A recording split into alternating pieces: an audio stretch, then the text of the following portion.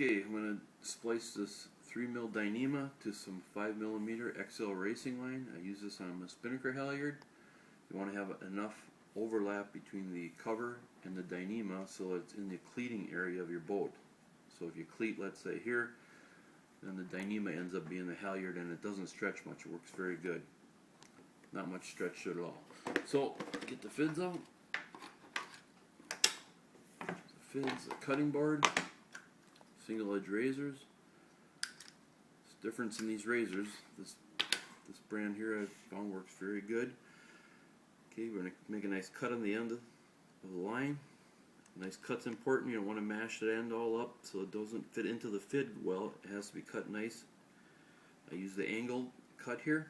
Gives you a nice little angle cut. It's not all fuzzed out. Use the second size Fid. Carefully place this into the Fid, making sure you get everything inside. A little spin of the Fid, we got it all inside. Then I use a thread.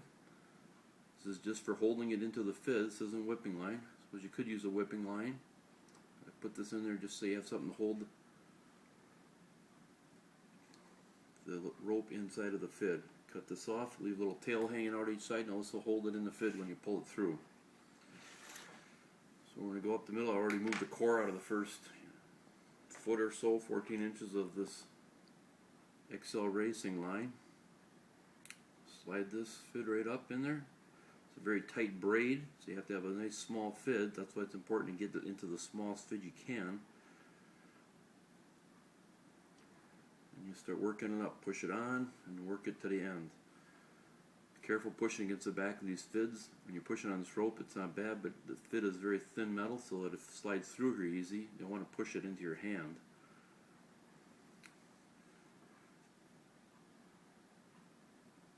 Slide it on the front, work it off. Now I'm starting to come off the back a little bit. Be gentle. Remember, you don't want to pull that line out of the Fid. So work it off the back. Bend it over so I can push against it. Work another couple inches on.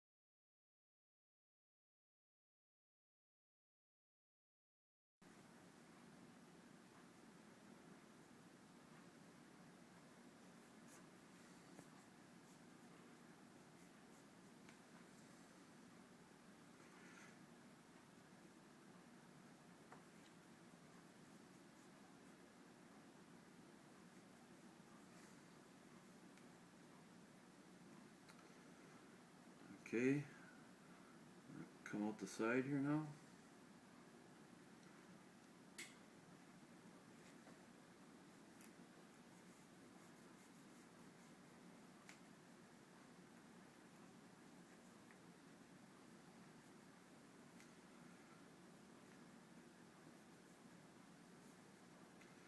Keep working it gently. Remember, you don't want to pull that rope out of the Fid.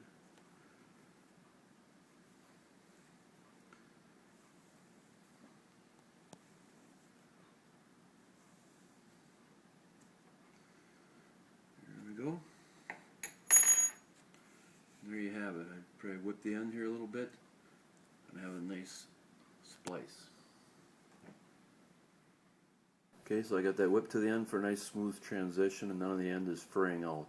Again, I've whipped it a few times, go around 4 times, go through the rope once or twice, another 4 rounds or so, and keep locking those each 4 rounds down by going back through the rope to get to the end. A nice smooth transition will last a long time.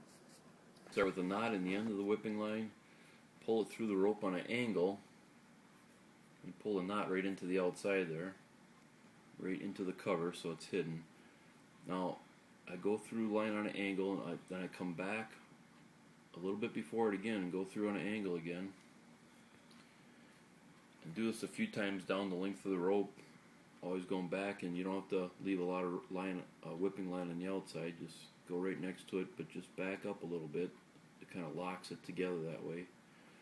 Go through on an angle, just a few times, maybe 6 times, 8 times down the length of this, just to lock the two together so that the core wouldn't ever slide out. And that's how I finish it up, just to lock them together so it would never slide out. And again, you want your cleat that's holding this halyard to cleat in this area where you have these two lines slid over each other. Now, you want this to be cleated where the dyneema is inside here. Now what I do is I make this long enough, so let's say it's cleating right here for a while, maybe I stay like that for a month or so, depending, maybe a couple hard regattas. Then you can cut the end of your halyard off, cut a couple inches off. That'll move that cleating position just a couple inches, so that way it doesn't start to fray your cover out in one spot. And every month or two, depending on how much you sell, you can keep moving that a little bit, have it cleat in a little different spot, and this will last you a long time, because you don't just fray one area all the time. Keep moving it a little bit. Okay, let's throw a little knot in the end of the line. I'm going to go right up the middle here so I can pull my knot inside, so the end of the line doesn't expose at all. Now it's holding there. I'm going to go around here 4 or 5 times.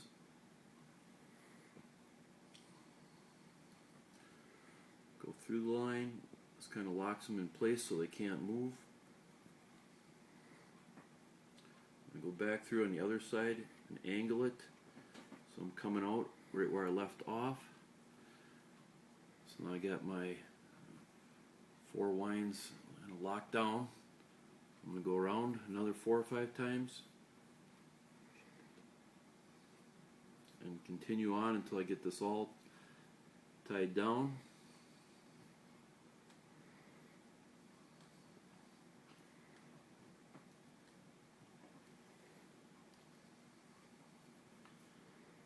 And going through.